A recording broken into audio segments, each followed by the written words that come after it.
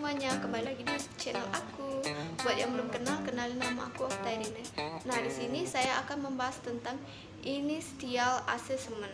Nah, menurut Yayasan Ambulan Gawat Darurat, initial assessment adalah proses penilaian cepat dan pengolahan yang tepat guna menghindari kematian pada pasien yang dilakukan saat menemukan korban atau pasien dengan kondisi gawat darurat, dan merupakan salah satu penentu keberhasilan penanganan pasien atau korban.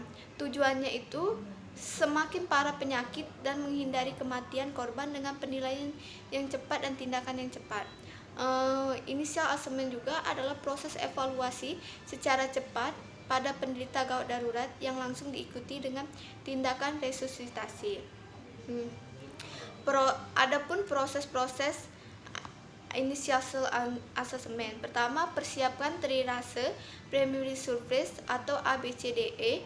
Kedua, resusitasi. Tiga, tambahan terhadap primer survasi dan resusitasi.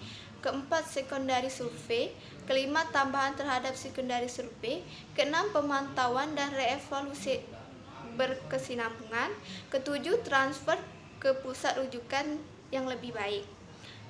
Selanjutnya itu ada persiapannya itu. Pertama, fase pra rumah sakit, koordinasi yang baik antara dokter di rumah sakit dengan petugas lapangan. Kedua, sebaiknya terdapat pemberitahuan terhadap rumah sakit sebelum penderita mulai diangkut dari tempat kejadian. Ketiga, pengumpulan keterangan yang akan dibutuhkan di rumah sakit seperti waktu kejadian, sebab kejadian, mekanisme kejadian, dan riwayat penderita. Selanjutnya itu ada fase rumah sakit. Yang pertama, perencanaan sebelum penderita tiba. Kedua, perlengkapan airway setelah dipersiapkan dicoba diletakkan di tempat yang mudah dijangkau. Ketiga, cairan kristoid yang sudah dihangatkan disiapkan dan diletakkan pada tempat yang mudah dijangkau. Selanjutnya, pemberitahuan terhadap tenaga laboratorium dan radiologi apabila sewaktu-waktu dibutuhkan. Terakhir, pemakaian alat-alat proteksi diri. Kedua itu ada triase, adalah cara pemilihan penderita berdasarkan kebutuhan terapi dan sumber daya yang tersedia. Ada dua jenis triase, multiple kasualitas dan kedua mass kasualitas. Nah, pemberitahuan label kondisi pasien pada musibah massal. Label hijau itu penderita tidak luka, label kuning penderita hanya luka ringan, label merah penderita dengan cedera berat, label biru penderita dalam keadaan berat terancam jiwa, label hitam penderita sudah meninggal dunia. Selanjutnya itu ada primary survey. Yang pertama ada airway, kedua ada evaluasi, ada pengelola airway, kedua ada breathing, ketiga itu ada sirkulasi dan kontrol pendarahan, keempat ada disability. Selanjutnya itu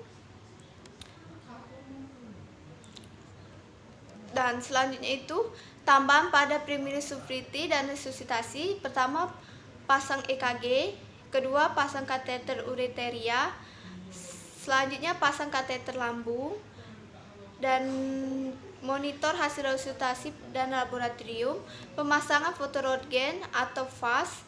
Nah, selanjutnya itu secondary survey, itu ada anemesis, dan tambahan pada rekonstruksi survei itu sebelum dilakukan pemeriksaan tambahan, periksa keadaan penderita dengan teliti dan selalu siapkan perlengkapan resusitasi di dekat penderita. Selanjutnya pemeriksaan tambahan itu biasanya ada CT scan kepala, abdomen, USG abdomen, transofagus, foto ekstremitas, foto vertebral tambahan, urografi dan kontras. Yang selanjutnya itu ada reevaluasi penderita. Yang pertama itu penilaian ulang terhadap penderita dengan mencatat dan melaporkan setiap perubahan pada kondisi penderita dan respon terhadap resusitasi.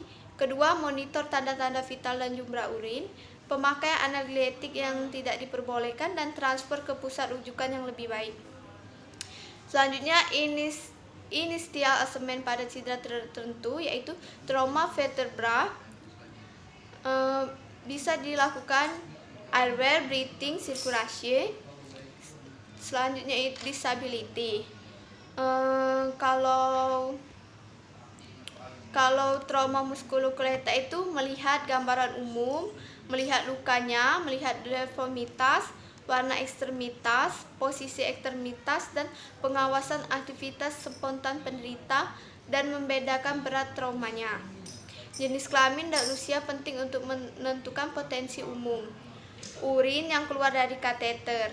Dan raba, ancaman jiwa dan ekstremitas disingkirkan terlebih dahulu. Kedua, pelvis dipalpasi interior dan posterior akan adanya deformitas penggerakan dan jarak yang menunjukkan potensi pelvis tidak stabil. Pulsasi ekstremitas dipalpasi dan penemuan dicatat. Kompartemen otot seluruh ekstremitas palpasi untuk menentukan adanya fraktur dan sindrom kompartemen. Stabilitas sendi diperiksa dengan meminta penderita menggerakkan sendi secara aktif. Pemeriksaan neurologi secara cepat dan menyeluruh dicatat pada ekstremitas. Selanjutnya ada pemeriksaan motorik ekstremitas, yaitu abduksi bahu, fleksi siku, ekstensi siku, tangan dan pergerakan, abduksi jari, ekstremitas bawah. Terus ada pemeriksaan kekuatan otot menurut standar, yaitu ada pemeriksaan refleks tendon. Terus selanjutnya itu kalau trauma kepala kita lakukan ABCDE. Respon pupil menentukan GCS. Selanjutnya itu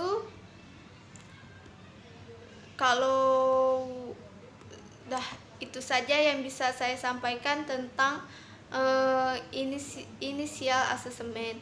Bila ada kesalahan saya mohon maaf, bila ada kekurangan saya minta sarannya. Terima kasih sudah menonton video saya.